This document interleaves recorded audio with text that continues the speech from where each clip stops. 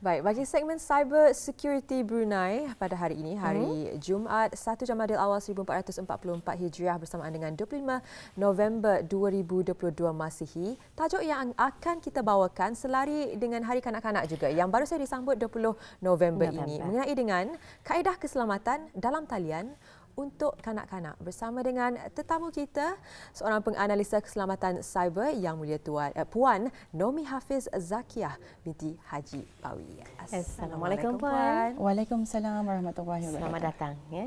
Topik yang kita rasakan cukup relevan bermusim masih lagi menyambut sebenarnya sambutan Hari Kanak-Kanak Sedunia yang disambut secara global pada setiap 20 November. Namun kita di Brunei pun terkecuali juga banyak langkah-langkah ataupun usaha-usaha yang dilakukan untuk memberikan kesedaran dalam pelbagai hal, khususnya dalam menjalani dunia yang serba mencabar dan moden dengan teknologinya. Baik, dalam topik yang kita bawakan hari ini, kaedah keselamatan talian dalam talian untuk kanak-kanak dalam segmen Cyber Security Brunei. Barangkali sebagai mukadimah dapat menerangkan lebih lanjut berkenaan dengan topik yang dibawakan ini, dan juga barangkali ada yang ingin disampaikan mengenai dengan kaedah untuk mengajar kanak-kanak cara mengendalikan orang yang indah diorang kenali dalam talian. Okey. Bismillahirrahmanirrahim. Assalamualaikum warahmatullahi wabarakatuh. Selamat pagi kepada Puan Hani, Puan Serina dan para penonton Rampai Pagi pada hari ini. Terlebih dahulu, saya bagi pihak Cyber Security Brunei ingin mengucapkan ribuan terima kasih di atas jemputan wawancara Rampai Pagi pada hari ini dan memberikan peluang kepada pihak Cyber Security Brunei untuk mengongsikan berbagai isu semasa mengenai ancaman-ancaman jenayah siber yang banyak berlaku pada masa ini. Okey. Topik perbincangan kita pada hari ini adalah mengenai kaedah keselamatan dalam talian untuk kanak-kanak, di mana kami akan berkongsi cara mengendalikan orang yang tidak dikenali dalam talian. Ini adalah bersempena dengan Hari Kanak-Kanak Sedunia ataupun dipanggil sebagai Universal Children Day yang disambut di seluruh dunia pada 20 November dan juga bersempena cuti sekolah yang akan menjelang tidak lama lagi ni. Okey, pada masa ini apa yang boleh Tani lihat, teknologi membolehkan kita berkomunikasi dengan siapa saja menggunakan hujung jari kita ni saja. Akan tetapi orang yang berniat tidak baik akan mengambil kesempatan untuk bercakap dengan anak-anak kita ni tanpa kita ni sedar itu sebenarnya. Okey, jadi topik kita pada hari ini, pihak Cyber Security Brunei akan berkongsi kaedah untuk mengajar kanak-kanak cara mengendalikan orang yang tidak dikenali dalam talian terutamanya. Okey, sekiranya anak-anak Auda mempunyai social media sendiri, adalah digalakkan bagi semua ibu bapa untuk memantau kegiatan mereka ketika dalam talian atau ketika sedang melayari internet. Baik, sebenarnya pelbagai sebab bukan sahaja kanak-kanak ini bercakap ataupun berkomunikasi dengan orang yang tidak kenali, orang yang tidak dikenali melalui social media, media sosial, tetapi juga kadang-kadang melalui game seperti PUBG dan sebagainya. Ada chat kan? Ada ciri-ciri chat di mana mereka berkomunikasi dengan orang yang tidak dikenali. Jadi media sosial dan juga melalui game dan sebagainya. Jadi sebenarnya apakah kaedah untuk mendidik kanak-kanak ini apabila berdepan dengan orang yang mereka tidak kenali dalam talian? Okey. Sebenarnya to be honest, kaedah ni sebenarnya banyak, bermacam-macam cara.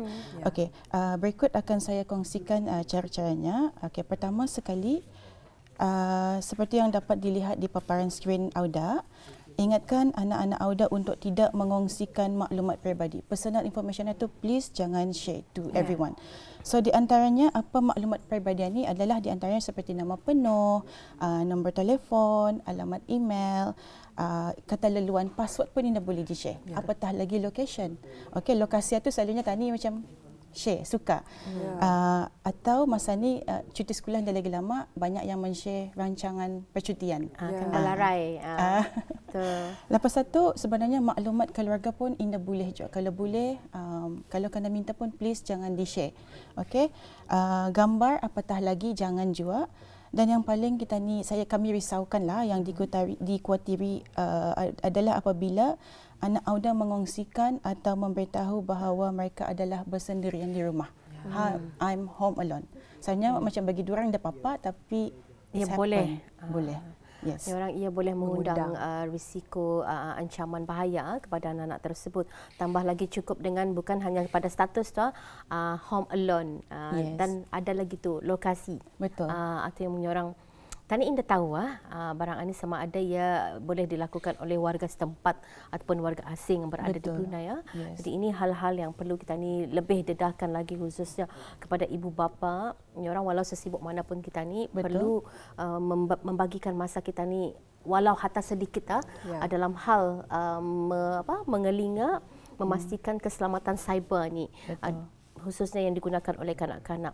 Jadi itu yang telah pun dikongsikan oleh Puan mengenai dengan kaedah mendidik kanak-kanak apabila berdepan dengan orang yang tidak dikenali dalam talian. Mungkin ada tambahan juga dalam perkara ini, Puan. Okey, oleh itu kanak-kanak atau adik-adik sekalian akan cutikan harus dididik bahawa tindakan mereka dalam talian boleh mempengaruhi kehidupan mereka yang sebenar dan begitu juga sebaliknya.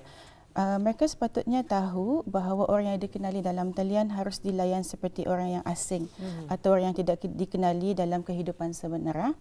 Okey, seterusnya paparan skrin seterusnya laraskan tetapan privasi profil dalam talian.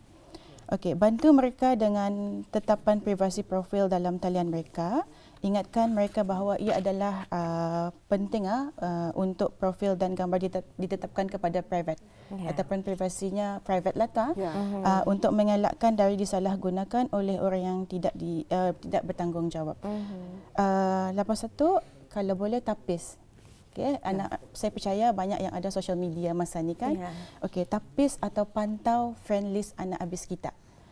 Senarai kawan yang ada pada akuannya itulah itulah you have to filter. Kalau rasanya suspicious ataupun tidak dikenali, unfriend, unfollow tiap. So tadi takutkan one of them benar pulang private ada okeynya anakku private-nya setting private atau tapi tadi Indah mengenali semua kawan-kawan siapa yang siapa yang di-add-nya. Yes. So kalau yang public kami recommend tukar ke private setting. Tapi kalau private mesti juga kita ni filter lagi kawan-kawan yang ada di dalam list itulah takutnya salah satu itu orang yang tidak dikenali suspicious stranger kan so duduk bersama anak-anak Auda dan semak tetapan privasi profil mereka.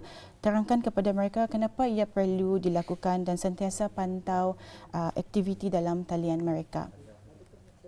Okey, saya teruskan lagi. Paparan strain seterusnya adalah berwaspada dengan tanda-tanda yang mencurigakan. Suspicious saja, please mesti dilatihnya. Macam kalau ada yang minta, example-nya saya terangkan di sinilah.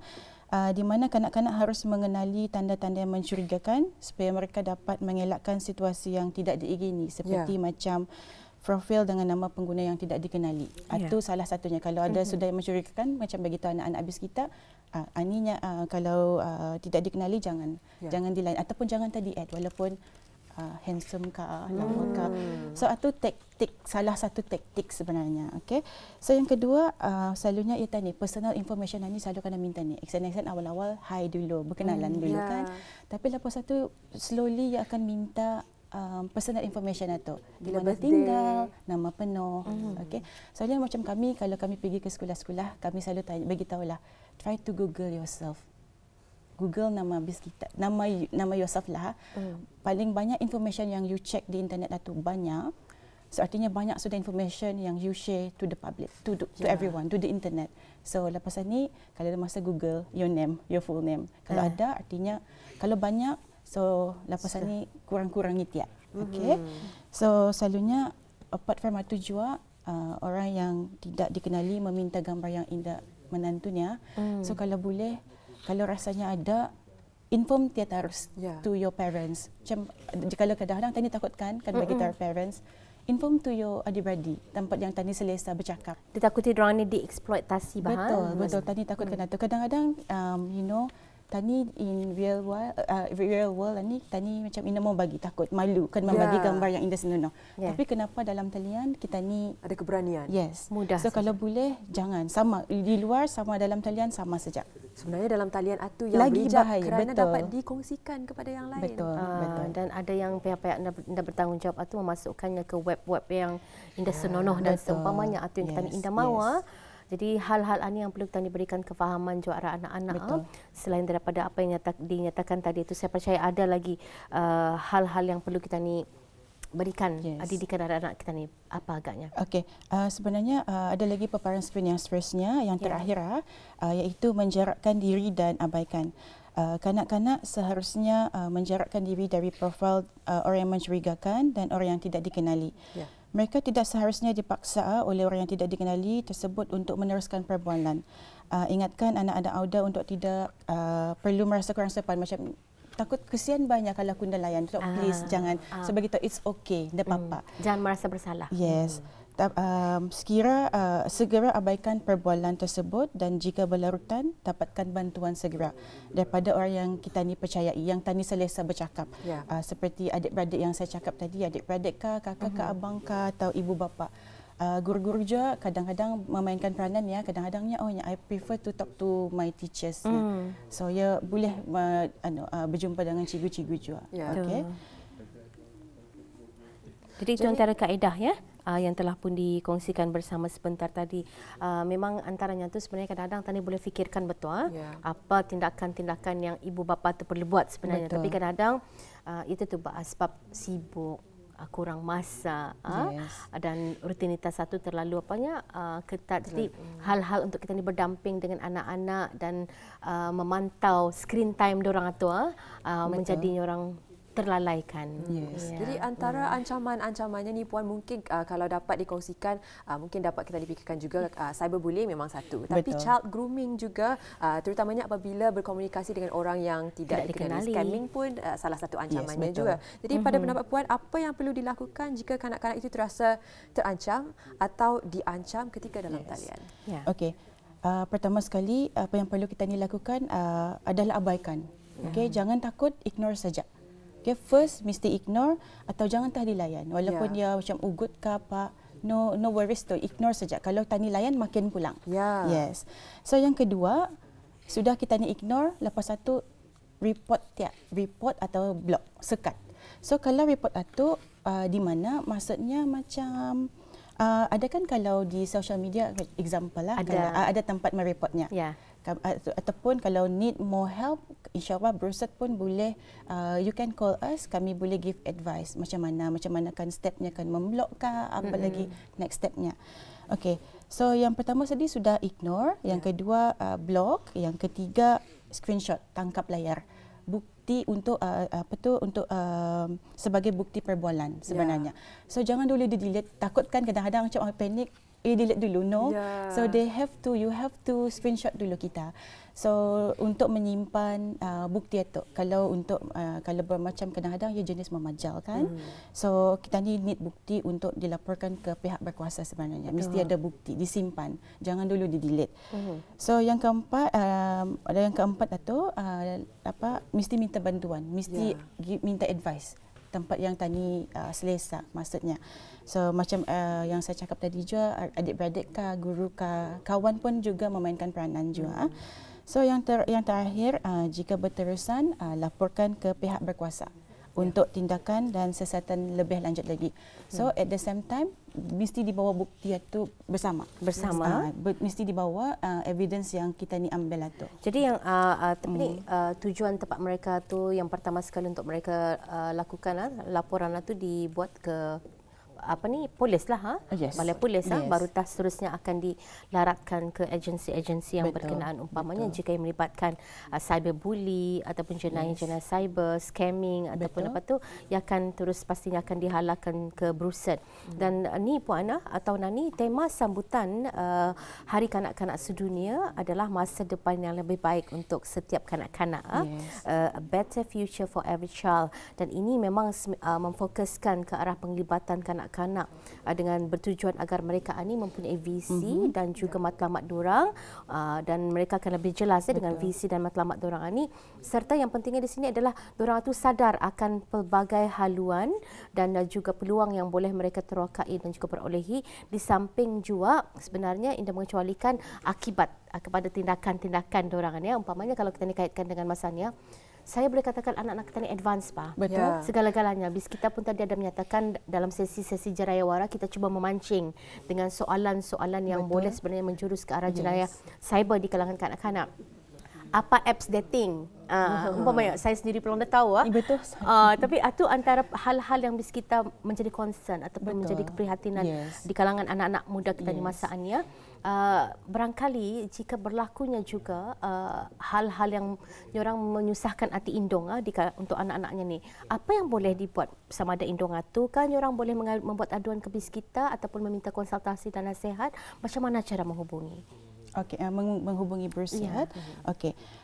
Berikut dikongsikan cara untuk melaporkan jika sekiranya terjadi insiden jenayah yang macam mana sajalah insiden-insiden siber lah. Habis kita boleh menghubungi kami melalui email kepada reporting@bersert.org.bn. Kami ada hotline juga. Talian hotline kami 245-8001. Kami beroperasi 24 jam. Anytime you can call us. Malam kah, subuh kah. Kadang-kadang ada yang malu kan. So, boleh telefon kami malam, subuh, macam anytime. Okay. So, kami ada hotline WhatsApp juga. 7170766.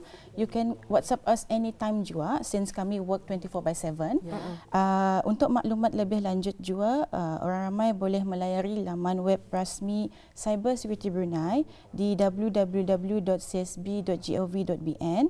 Dan maklumat lebih lanjut mengenai kaedah keselamatan kanak-kanak boleh didapati di laman sesawang Secure Verify Connect di www.secureverifyconnect.info, di mana laman web tersebut adalah inisiatif dari pihak Bersert yang bertujuan untuk meningkatkan kesedaran dan keselamatan internet dan keselamatan maklumat di kalangan masyarakat Brunei terutamanya lah.